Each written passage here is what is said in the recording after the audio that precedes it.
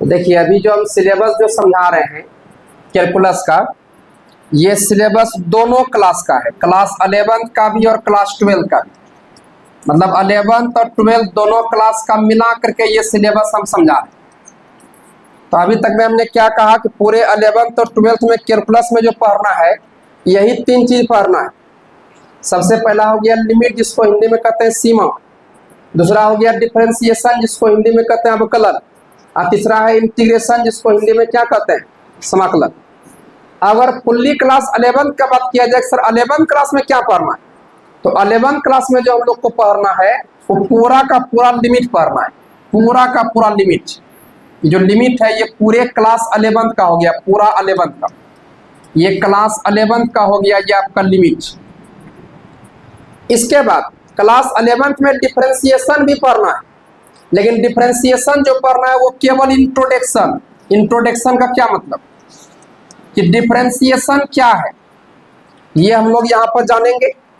इसके बाद 17 गो फॉर्मूला है डिफरेंशिएशन का, वो 17 फॉर्मूला का जो प्रूफ है वो हम लोग को यहाँ क्लास 11th में करना है। इसके बाद जो 17 फॉर्मूला पर बेस जितना क्वेश्चन हो सकता है वो सारा क्वेश्चन किताब में दिया हुआ है, उतना चीज हम लोग को पढ़ना है। बाकी मेन रूप से जो पढ़ाई जो करना है वो क्लास 12th में हम लोग को पढ़ना है डिफरेंशिएशन। डिफरेंशिएशन में 5 गो चेन रूल होता है, चेन रूल। वो चेन रूल का जो अध्ययन आप कीजिएगा, उसका जो स्टडी आप कीजिएगा वो क्लास 12th में आप कीजिएगा। इसलिए हमने कहा कि क्लास 11th में जो पढ़िएगा वो केवल इंट्रोडक्शन, 17 गो फॉर्मूला है उसका प्रूफ यहाँ पर होगा और उस पर बेस जितना सवाल दिया गया वो सवाल यहाँ पर होगा। बाकी इंटीग्रेशन जो है ये मेन रूप से आपका क्लास 12th का हो गया, 11th क्लास में कहीं पर दिया हुआ है ये नहीं। तो हम लोग को 11th क्लास में जो पढ़ना है पूरा का पूरा लिमिट पढ़ना है। आप इसके बाद डिफरेंशिएशन पढ़ना है, जितना दिया गया सब पढ़ेंगे, लेकिन इंटीग्रेशन जो है वो हम लोग क्लास 12th में पढ़ेंगे। इतना बात तो समझ गए कि पूरे कैलकुलस में हम लोग को तीन चीज पढ़ना है क्लास 11th और 12th में, एक आपका लिमिट, दूसरा डिफरेंशिएशन और तीसरा इंटीग्रेशन। लेकिन क्लास 11th में जो पढ़ेंगे वो पूरा का पूरा लिमिट पढ़ेंगे, इसके बाद ये डिफरेंशिएशन पढ़ेंगे, लेकिन इसका इंट्रोडक्शन जितना दिया हुआ है। बाकी मेन रूप से गहराई से जो अध्ययन करेंगे वो क्लास 12th में करेंगे। क्यों? क्योंकि क्लास 12th में आपको बताएंगे डिफरेंशिएशन में 5 गो चेन रूल होता है, और वो पांचों चेन रूल जब पढ़ लीजिएगा फिर दुनिया का कोई भी सवाल अगर रहेगा उसका डिफरेंशिएट आप कर पाइएगा। ये सारा बात तो आप समझ गए, अभी तक भी आपने सिलेबस अच्छा समझ गए, इसमें किसी कोई दिक्कत नहीं। अब सिलेबस समझने के बाद अब जो है आपको इसका इंट्रोडक्शन समझना है कैलकुलस का। क्योंकि ये पहला क्लास है और पहला क्लास में आपको पता है कि यहाँ सिर्फ इंट्रोडक्शन होता है। कैलकुलस जिसको हिंदी में हमने कलन कहा या कलन शास्त्र कहा, तो सबको ध्यान से देखिएगा, लिखने वाला कोई बात नहीं, जितना हम यहाँ समझा रहे हैं उसका PDF भेज देंगे, आप रूम पर बैठ के उतार के तब कल आएंगे। इसीलिए सबको यहाँ पर देखिए, और ऐसा ऐसा बात हम अभी बताएंगे कि आपने कभी सुना ही नहीं होगा, और इस प्रकार आपको बताएंगे कि आपको सिर्फ सुनना है ये सारा बात। तो क्या आपका ध्यान बोर्ड पर है क्या? हाँ, इंट्रोडक्शन जिसको हिंदी में कहा जाता है परिचय। अब परिचय जो है इसका सुनने के लिए आप तैयार होइए, इंट्रोडक्शन, क्योंकि ऐसा ऐसा बात हम बताएंगे जो अभी तक में आप कभी सुने ही नहीं होंगे। देखिए सबसे पहला बात तो यह है, ये जो कैलकुलस शब्द है, ये कैलकुलस शब्द जो आया वो कौन भाषा से आया, पहले यह समझिए। आपको बता दें कि कैलकुलस शब्द जो आया है वो एक लैटिन भाषा से आया है। कौन भाषा से? लैटिन भाषा से। कैलकुलस शब्द जो आया वो लैटिन भाषा से आया हुआ है, ये पहला बात हुआ। हम जब भी कहेंगे कैलकुलस शब्द कौन भाषा से आया, क्या बोलिएगा? लैटिन भाषा से, ये पहला बात हुआ। अब दूसरा बात सुनिए क्या है, ये कैलकुलस शब्द का जो उत्पत्ति हुआ, कहाँ बात भी हो रहा है देखिए, कैलकुलस शब्द का जो उत्पत्ति हुआ है वो कैलकुलेशन शब्द से हुआ है। कौन शब्द से? कैलकुलेशन।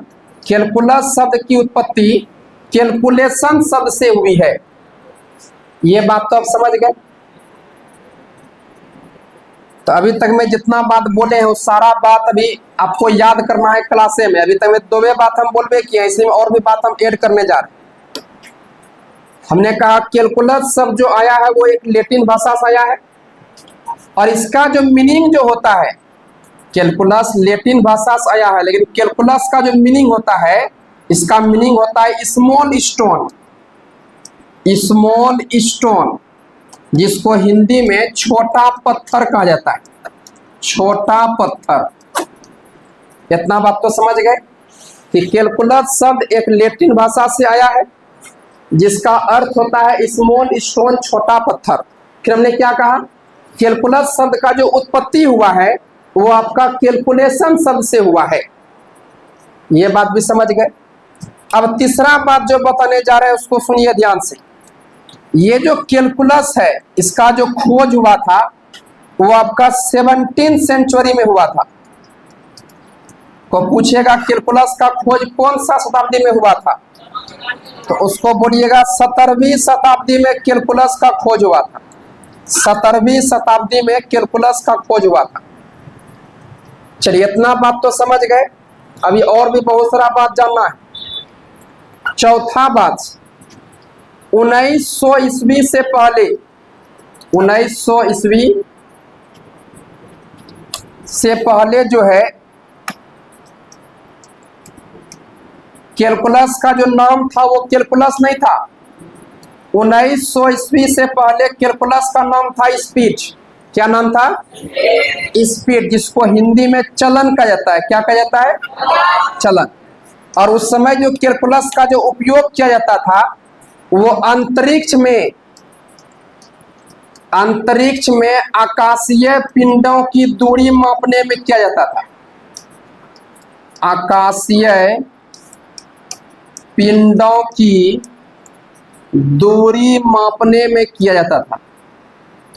दूरी मापने में किया जाता था। इतना बात तो आप समझ गए।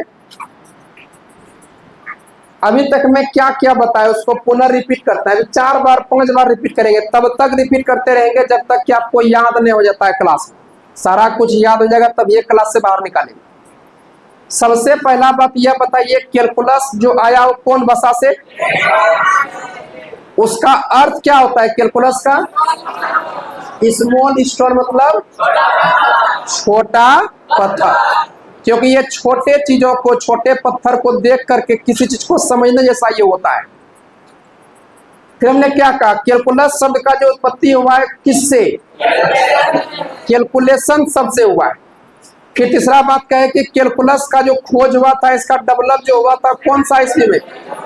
17वीं शताब्दी में हुआ था। फिर हमने यह कहा कि बताइए कि 1900 ईस्वी से पहले कैलकुलस का क्या नाम था?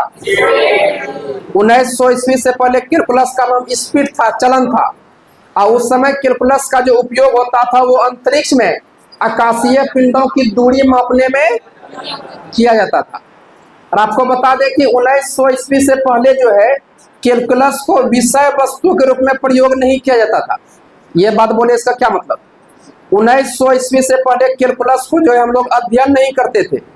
उस समय इसका पढ़ाई नहीं होता था। क्यों? क्योंकि उस समय कैलकुलस जो है बहुत ज्यादा हार्ड था, इसीलिए जो है कैलकुलस को विद्यार्थी के सामने रिप्रेजेंट कर पाना संभव नहीं था। धीरे धीरे जब कैलकुलस आसान जब होते गया तब इसका अध्ययन जो है शुरू हुआ। कैलकुलस का जो खोज हुआ था वो इंग्लिश में हुआ था, इसीलिए कैलकुलस को सबसे पहली बार जो है इंग्लैंड में पढ़ाया गया था। क्योंकि इंग्लिश में खोज हुआ था इसलिए इंग्लैंड में जो है इसका अध्ययन पहली बार हुआ था। इसके बाद तब ये अलग अलग भाषा में इसका खोज हुआ। इसके बाद तब मिस्र भाषा में आया, फिर चीन में आया, तब हिंदी में आया, अलग अलग भाषा में आया। तो अब हर जगह इसका पढ़ाई होता है कैलकुलस का। चलिए इतना बात तो हो गया। अब जो मेन बात है उस पर आते हैं। चूंकि हम लोग इंडिया से बिलोंग करते हैं, हम लोग भारत में रहते हैं, तो थोड़ा सा भारत का गुणगान होना ही चाहिए। जैसा कि आपको हमने बताया कि 17वीं सेंचुरी में कैलकुलस का खोज हुआ था, लेकिन आपको बता दें कि भारत की धरती में इतना सारा टैलेंटेड सब है कि कैलकुलस का खोज जो है 17वीं सेंचुरी से पहले 14वीं सेंचुरी में ही खोज हो चुका था और भारत के गणितज्ञ ने ही इसका खोज किया था। ध्यान से बात सुनिएगा, बहुत सारा बात अभी हम बताएंगे। अभी तो हम शुरू किए हैं। हमने क्या कहा कि 14वीं सेंचुरी में ही, 14वीं शताब्दी में ही जो है कैलकुलस का जो खोज है वो भारत के मैथमेटिशियन ने ही कर लिए थे। और उस मैथमेटिशियन का जो नाम है, उस मैथमेटिशियन का नाम है माधव। क्या नाम है? माधव। तो माधव एक ऐसे मैथमेटिशियन है जिन्होंने कि कैलकुलस का खोज 14वीं सेंचुरी में ही किए थे। लेकिन उस समय जो है यहाँ का सरकार जो है, भारत सरकार, उतना हेल्प नहीं करने की वजह से ये चीजें आगे नहीं बढ़ पाया, इसलिए उतना इसका विकास इन्होंने नहीं कर पाया माधव साहब।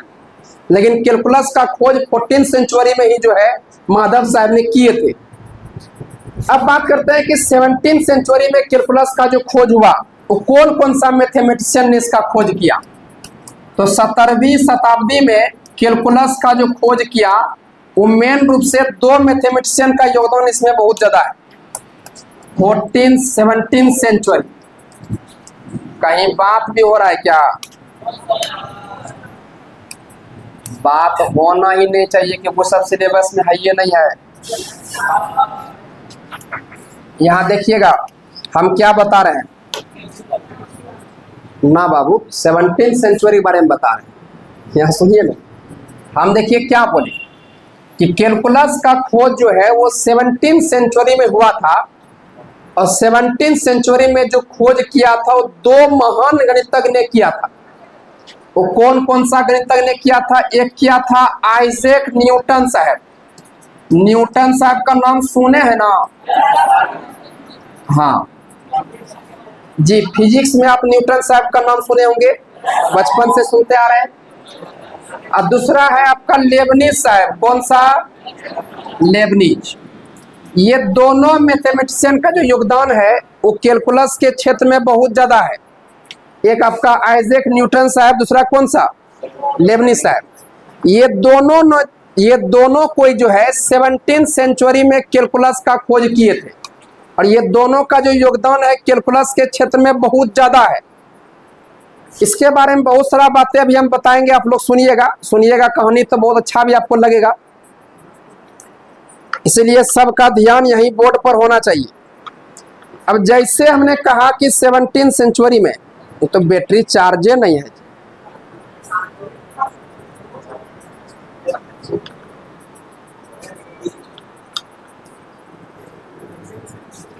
यहां पर सुनिए, चलिए सबको यहां पर देखिए। हम देखिए क्या बोले, लेबनीज साहब और सर आइजैक न्यूटन साहब का योगदान जो है कैलकुलस के स्तर में बहुत ज्यादा रहा है। और ये जो खोज किए थे वो कब किए थे? 17 सेंचुरी में।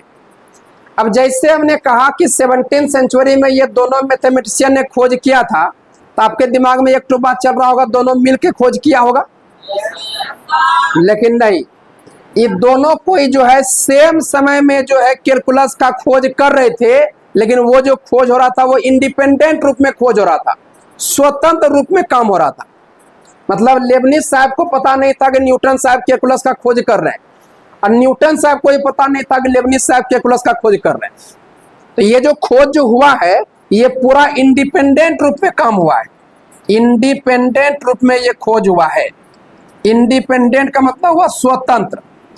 तो ये दुनिया में ऐसा पहली बार हुआ, दुनिया में ऐसा पहली बार हो रहा था कि सेम चीज का खोज हो रहा था लेकिन दोनों इंडिपेंडेंट रूप में ये काम हो रहा था, मतलब किसी को पता भी नहीं था। तो अभी तक मैं इतना बात तो समझ गए कि आइजैक न्यूटन साहब और लेबनीज साहब ने जो है 17 सेंचुरी में कैलकुलस का खोज किए थे। लेकिन ये जो खोज हुआ था वो पूरी तरह से इंडिपेंडेंट रूप में हुआ था, स्वतंत्र रूप में हुआ था। मतलब इसमें किसी का कोई चीज कॉमन नहीं था, लेकिन हो रहा था समय समय में। चलिए, अब इतना कुछ जब हो गया, जब इसका खोज जब हो गया, अब सिंपल सा बात है कि अपने गांव में देखिए, अगर मान लीजिए कहीं पर वो पुलिया का निर्माण अगर हो गया, अब निर्माण अगर होगा तो भाई निश्चित तौर पर उसका कोई ना कोई श्रेय लेगा ना कि भाई इस पुल का खोज किसने किया, ये किसने बनवाया। देखवे करते नेता सब में कितना मार हो जाता है, लेते ये बेटी। तो ये जब कैलकुलस का जब खोज हो गया तो अब बात यहाँ पर यह हुआ कि कैलकुलस का जो पिता है वो किसे कहा जाना चाहिए। मतलब बात यह हुआ कि ये दोनों का अप्रकाशित नोट्स जो है वो मार्केट में आया। तो जब आया तो न्यूटन साहब ने लेबनीज साहब का जो है नोट्स देखा कि भाई इन्होंने कैलकुलस का खोज किया है। लेबनिज साहब भी न्यूटन साहब का देखे, तो न्यूटन साहब ने जब लेबनिज साहब का जब नोट्स देखा, उसका खोज किया हुआ चीजें जब देखा, तो न्यूटन साहब ने जो है लेबनिज साहब के ऊपर बहुत बड़ा एक आरोप लगा दिया। वो आरोप क्या लगाया उसको सुनिए ध्यान से। अच्छा कोई बात नहीं, छोड़िए, वो बेगे में रह गया होगा लगता है हमको बैटरी, नहीं मेरे पॉकेट में रखा।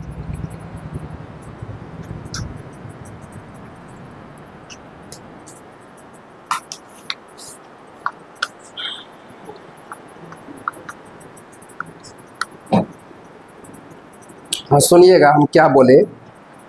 हमने कहा दोनों को जब खोज कर लिए, खोज करने के बाद जो इसका नोट्स है, इसका चीजें जब मार्केट में जब आया, न्यूटन साहब ने जब लेबनिज साहब का जब देखा, तो न्यूटन साहब ने जो है बहुत ही गंभीर आरोप लगा दिया। किस पर? लेबनिज साहब पर। क्या आरोप लगाया सुनिएगा ध्यान से। न्यूटन साहब का कहना यह हुआ कि लेबनिज साहब ने मेरा वो प्रकाशित नोट्स को चुरा करके इसके बाद तब कैलकुलस का खोज किया है। ये आरोप किसने लगाया? किसके ऊपर? न्यूटन साहब ने लेबनिज साहब को कहा कि मेरा वो प्रकाशित नोट्स चुराया है। किसने? लेबनिज साहब। ये आरोप लगा दिया लेबनिज साहब के ऊपर। अब ये जो आरोप लगाया, इस पर बहुत बड़ा विवाद हो गया। अब विवाद जब हो गया तो अब क्या किया जाए, उसको सुलझाया जाए उसका। अब इसको सुलझाने के लिए जो है बहुत सारा इंग्लिश मैथमेटिशियन सब बैठे, एक साथ मीटिंग हुआ।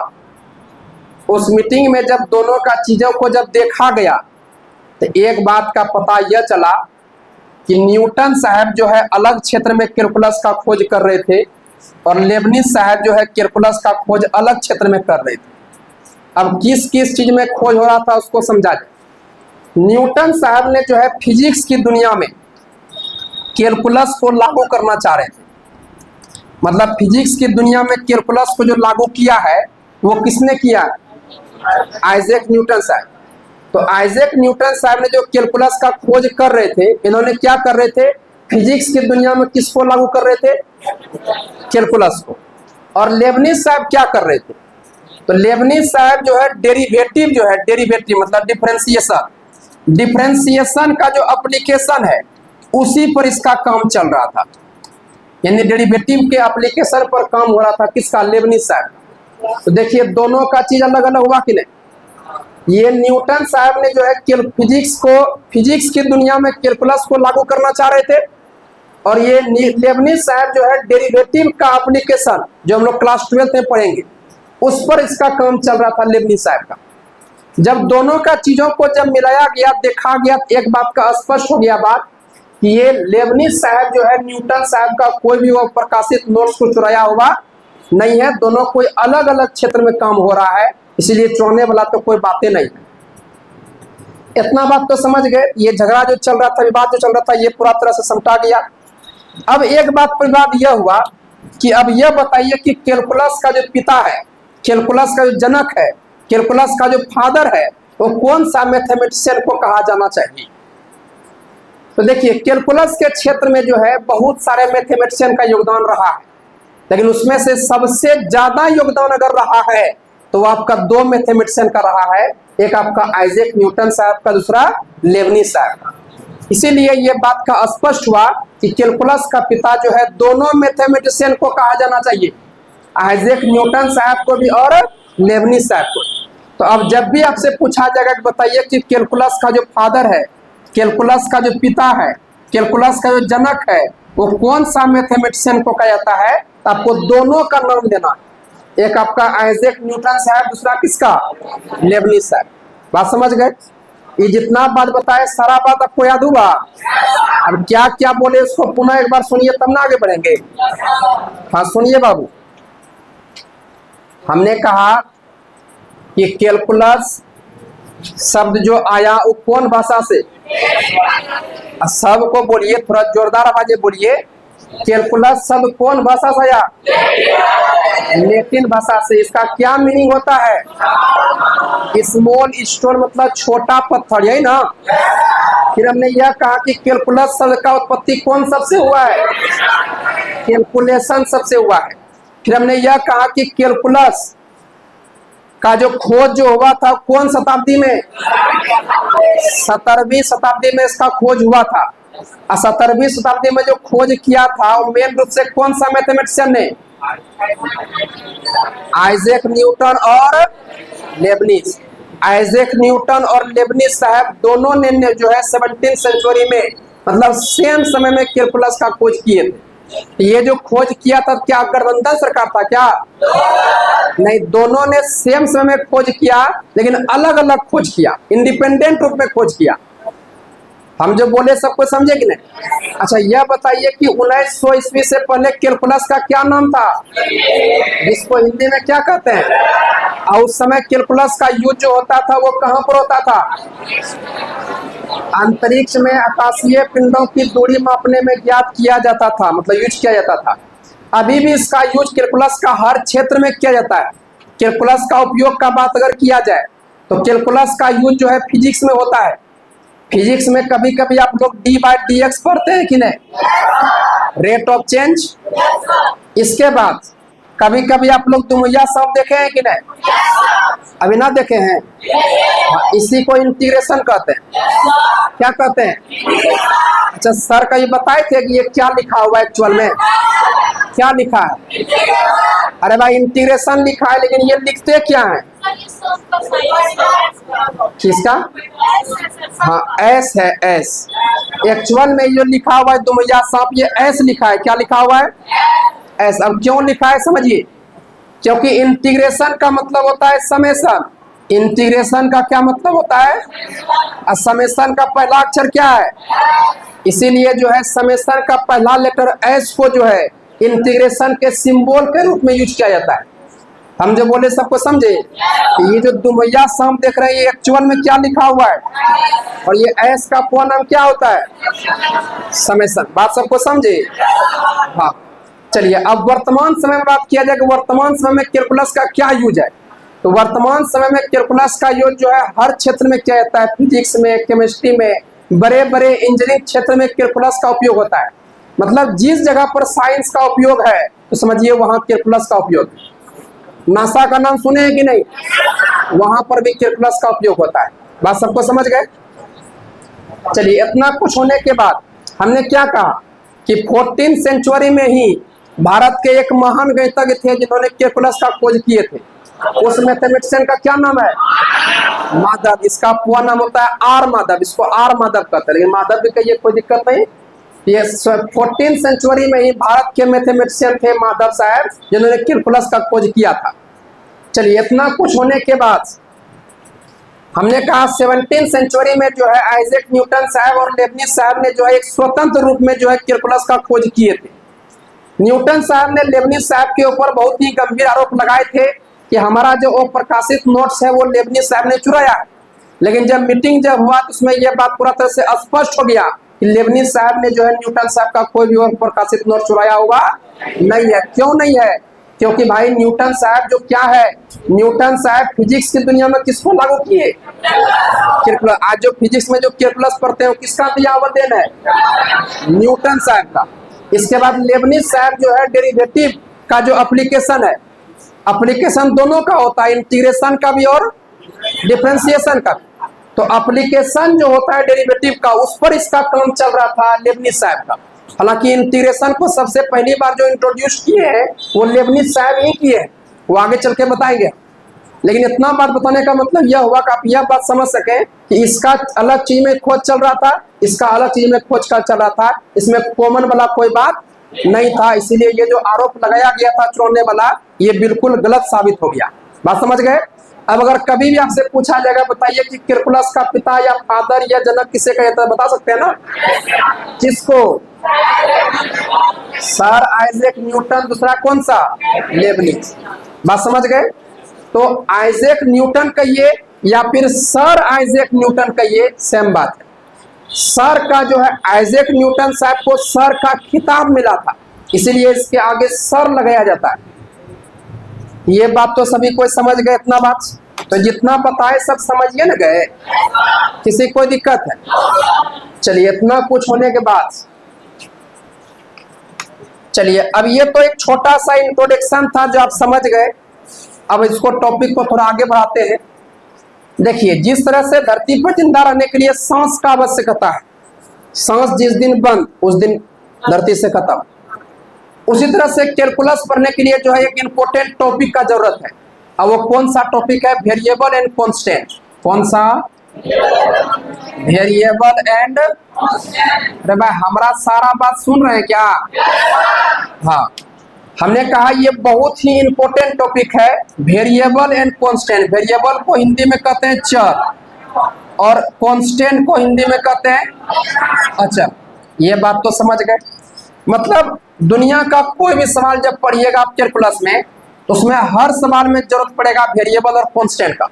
तो जब तक वेरिएबल और कांस्टेंट को पहचानिएगा नहीं तो कैलकुलस को अच्छा से समझ नहीं पाइएगा। इसीलिए जो है किसी भी चैप्टर को शुरू करने से पहले हम सबसे पहले आपको पढ़ाएंगे वेरिएबल और कांस्टेंट, ताकि आपको कैलकुलस समझने में कोई दिक्कत ना हो। कैलकुलस तो इतना आसान हम लोग बना दिए हैं कि आप जब रेगुलर रहिएगा तो आपको एक भी पॉइंट में पूछने को जरूरत नहीं पड़ेगा, जरूरत ही नहीं पड़ेगा पूछने का। ऐसा बहुत सारा फॉर्मूला है जो गाना पर सेट किया हुआ है। जब आपको कैलकुलस जब पढ़ाएंगे तो आपको गाना भी सुनाएंगे। हम जो बोले सबको समझे कि नहीं? मतलब इतना आसान बनाए हुए हैं कि आपको टेंशन लेने की कोई जरूरत, बस जब भी आपको बुला ले बस खाली क्लास में प्रेजेंट हो जाना है। बात सबको समझे कि नहीं? हाँ, तो अब हम लोग सबसे पहला टॉपिक पढ़ेंगे वेरिएबल एंड कांस्टेंट। लेकिन बात यहाँ पर यह है कि वेरिएबल कांस्टेंट सिर्फ पढ़ने से नहीं होगा। दुनिया का कोई फंक्शन को देखेंगे तो देख करके ये बात हम समझ सके कौन सा वेरिएबल और कौन सा कांस्टेंट, इस तरह से पढ़ेंगे। तो वेरिएबल और कांस्टेंट को समझाने के लिए हमको समय चाहिए कम से कम 45 मिनट। कितना मिनट? अब जैसे बोले कि वेरिएबल और कांस्टेंट को समझाने के लिए हमको 45 मिनट चाहिए, क्या इतना समय है क्या? नहीं है। इसीलिए इसका पढ़ाई कब होगा? कल। ये बात तो समझ गए। अब जैसे वेरिएबल कांस्टेंट समझ जाएंगे तो सबसे पहला चैप्टर क्या पढ़ना हो तो सबको समझिए गए। कैलकुलस में सबसे पहला चैप्टर क्या पढ़ना? लिमिट। अब सुनिए अच्छा से, लिमिट का खोज करना क्यों जरूरी पड़ा? सुनिए बाबू, लिमिट का खोज करना क्यों जरूरी पड़ा? लिमिट क्यों पढ़ेंगे?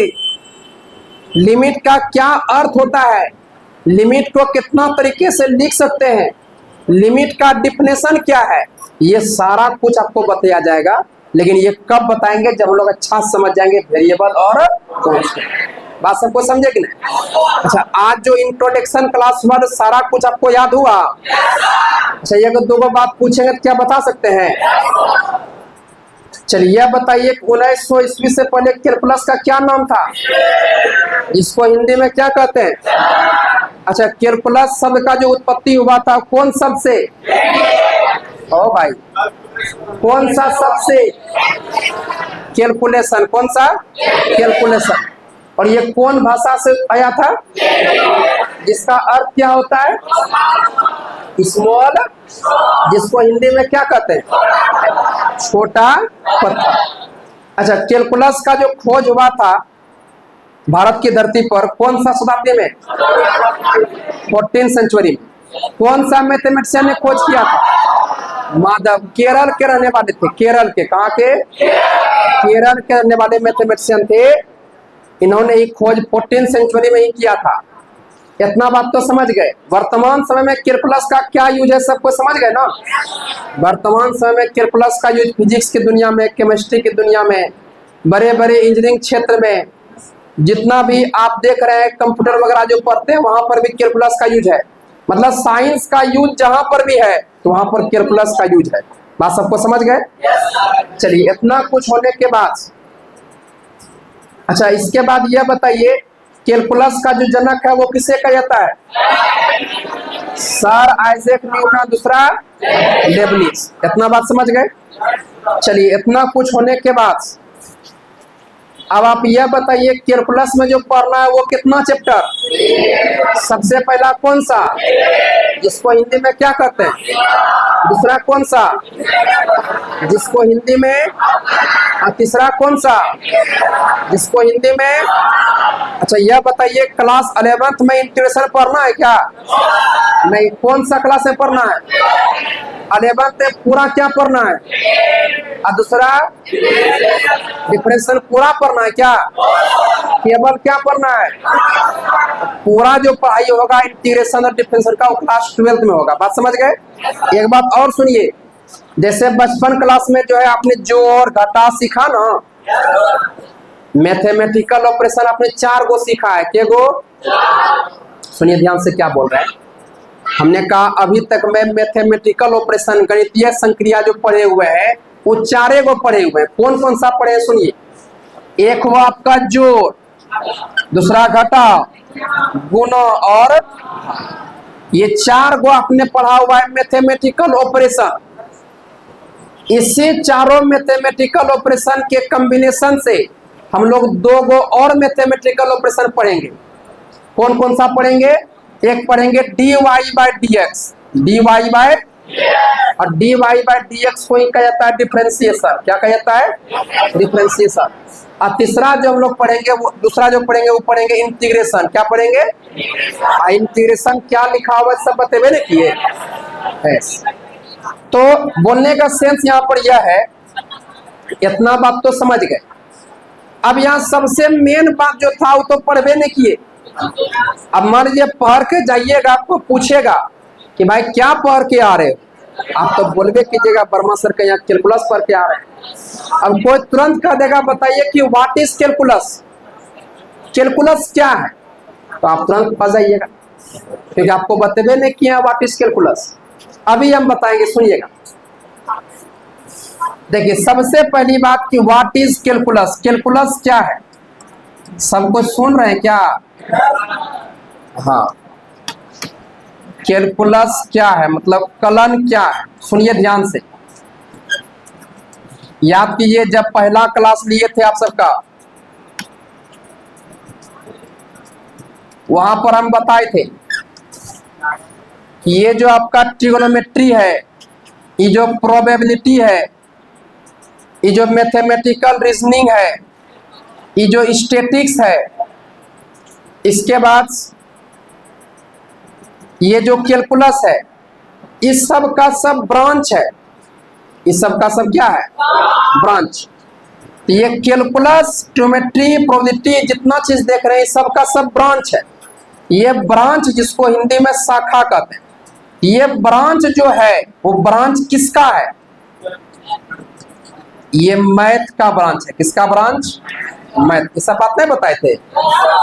हमने कहा था कि ये जो कैलकुलस है, प्रोबेबिलिटी है, स्टैटिक्स है, मैथमेटिकल रीजनिंग है, ज्योमेट्री है, इस सब का सब ब्रांच है, शाखा है। इस शाखा है किस चीज का? मैथ का। हमने कहा था क्लास 11th में आपने साइंस लिया, आपने साइंस जो लिया तो साइंस का अलग अलग ब्रांच है। अलग अलग ब्रांच में हो गया आपका फिजिक्स, केमिस्ट्री, मैथ, ये सब है ना जी। इस सब का सब ब्रांच है किसका? साइंस का। अब ये ब्रांच हो गया साइंस का, इतना समझ गए। अब अलग अलग ब्रांच में हम लोग जा रहे हैं, जैसे हम लोग यहाँ उपस्थित जो हुए वो क्या पढ़ने के लिए? मैथ। मैथ जो पढ़िएगा तो ये मैथ ब्रांच हुआ किसका? अब मैथ का भी अलग अलग ब्रांच है। उस ब्रांच में हम लोग ब्रांच कौन सा पढ़ने जा रहे हैं? कैलकुलस। जैसे हम लोग पढ़ाई किए प्रोबेबिलिटी का, प्रोबेबिलिटी भी मैथ का क्या हुआ? एक ब्रांच हुआ। यस या नो? जैसे ट्रिगोनोमेट्री मैथ का क्या हुआ? एक ब्रांच हुआ। तो बोलने का सेंस है कि जब प्रोबेबिलिटी जब पढ़ा रहे थे हमने बताया कि प्रोबेबिलिटी गणित की एक शाखा है। इसे बताया कि भाई इस शाखा में क्या पढ़ेंगे। हमने कहा कि प्रोबेबिलिटी गणित का एक शाखा है जिसमें किसी भी घटना के घटित होने का न्यूमेरिकली अध्ययन करेंगे। यानी बताए थे किसी भी घटना का घटित होने का न्यूमेरिकली अध्ययन किया जाएगा। कौन सा ब्रांच में?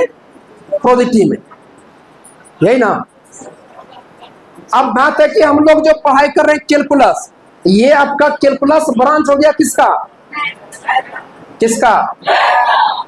अभी देखिए लेगो पटक्का किधर फट गया, कितना को डर गया। अभी दीपावली आ रहा है, बम उम फटेगा, क्या होगा आप सबका? सोचिए आप, इसलिए डरना वरना नहीं। चलिए अब यहाँ पर देखिए, और यहाँ देखिए ना हम क्या बोल रहे हैं। अभी हम यह बताएं कि कैलकुलस ब्रांच हो गया किसका? मैथ का। अब इस ब्रांच में जो पढ़ेंगे वो क्या पढ़ेंगे? तो कैलकुलस गणित की एक शाखा है जिसमें हम लोग जो है परिवर्तन के दर के बारे में पढ़ेंगे।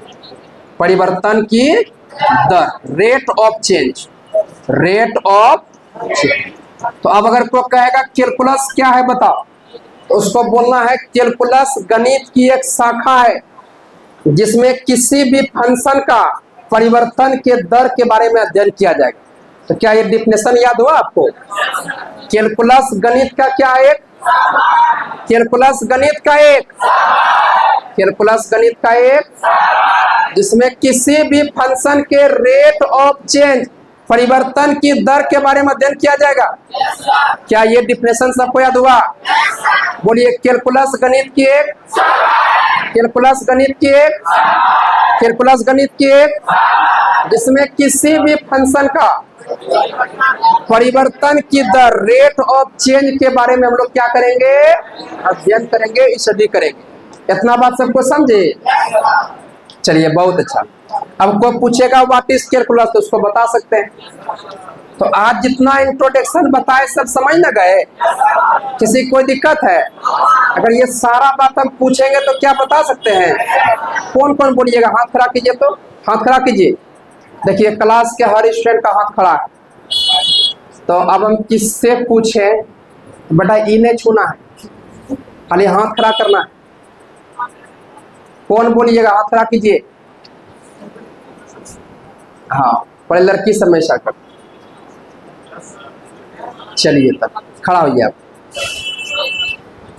देखिए कोई हंसिए उसिएगा नहीं। चलिए सारा बात हम पूछेंगे। पहले यह बताइए कि जो कैलकुलस शब्द का जो उत्पत्ति हुआ वो कौन सा शब्द से हुआ? कौन सा शब्द से हुआ? कैलकुलेशन। अच्छा, कैलकुलस शब्द जो आया वो कौन भाषा से? लैटिन भाषा। इसका क्या अर्थ हुआ कैलकुलस का? स्मॉल स्टोन, जिसको हिंदी में क्या कहते हैं? छोटा पत्थर। ठीक है। अब यह बताइए कि कैलकुलस का जो खोज हुआ था मेन रूप से वो कब हुआ था? वो भारत के रहने वाले मैथमेटिशियन थे, क्या नाम था उसका? माधव नाम था। अच्छा, 17वीं सेंचुरी में जो खोज हुआ था कौन कौन सा मैथमेटिशियन ने खोज किया था? ठीक, लेबनिज। हाँ, ये दो मैथमेटिशियन ने खोज किया था। अच्छा यह बताइए 1900 ईस्वी से पहले कैलकुलस का क्या नाम था? इस पे जिसको हिंदी में क्या कहते हैं? चलन। ठीक है। अच्छा, इतना कुछ होने के बाद आप यह बताइए कि कोई पूछेगा कैलकुलस क्या है? What is calculus?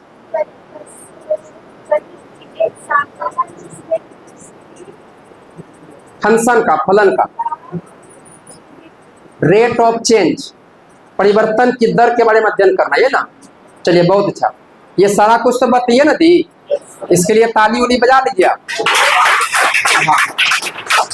और कोई जो बोलिएगा बोलिए आप।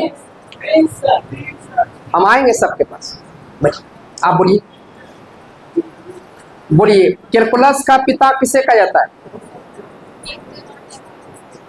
हाँ, न्यूटन साहब और लेबनिज साहब। अच्छा, कैलकुलस का जो खोज हुआ था वो कब हुआ था? 17वीं शताब्दी में। ये दोनों मैथमेटिशियन ने किया था। अच्छा यह बताइए कि 1900 ईस्वी से पहले जो है कैलकुलस का क्या नाम था? इस पे जिसको हिंदी में क्या कहा जाता है? चलन। अच्छा यह बताइए कि कैलकुलस शब्द जो आया वो कौन भाषा से? लैटिन भाषा, जिसका क्या अर्थ हुआ? स्मॉल स्टोन, मतलब छोटा पत्थर। अच्छा यह बताइए वर्तमान समय में कैलकुलस का कोई पूछेगा क्या यूज है, बता सकते हैं ना? क्या है? साइंस के हर एक क्षेत्र में जो है कैलकुलस का यूज होता है। अच्छा कोई पूछेगा व्हाट इज कैलकुलस? कैलकुलस क्या है?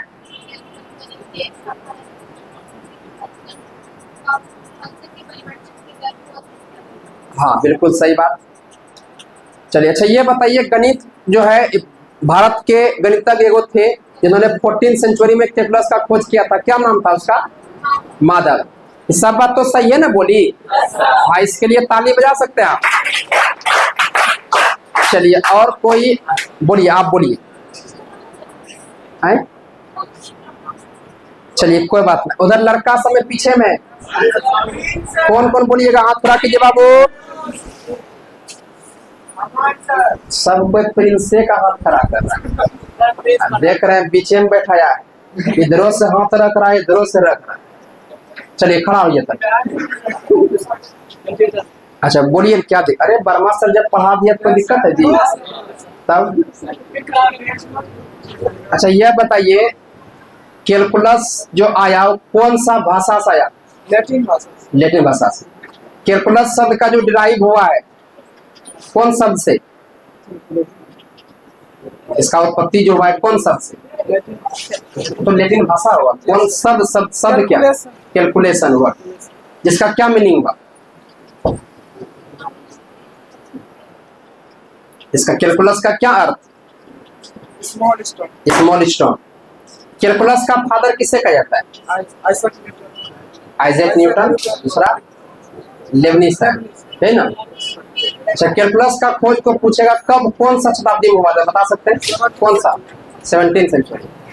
1900 ईस्वी से पहले कैलकुलस का क्या नाम था? स्पीड, जिसको हिंदी में चलन है ना। तो सब बात सही है ना बोला? इसके लिए ताली वाली बजा सकते हैं। अच्छा जितना बताए सब समझिए ना गए जी। अब कल हम लोग जो पढ़ेंगे वो सबसे पहला टॉपिक का नाम याद है? कल क्या पढ़ेंगे हम लोग? Variable and constant. इस प्रकार से हम बताएंगे कि दुनिया का कोई फंक्शन देख लीजिएगा समझ में आ जाएगा किसको वेरिएबल कहते हैं किसको कांस्टेंट। इसलिए कल किसी को ऑप्शन करना। जस्ट अभी 1 घंटा पीडीएफ भेजेंगे पूरे का, क्या लिख के आइएगा ना। आवाज नहीं आ रहा है? कल मिलिए एक नया जोश नया सोच के साथ।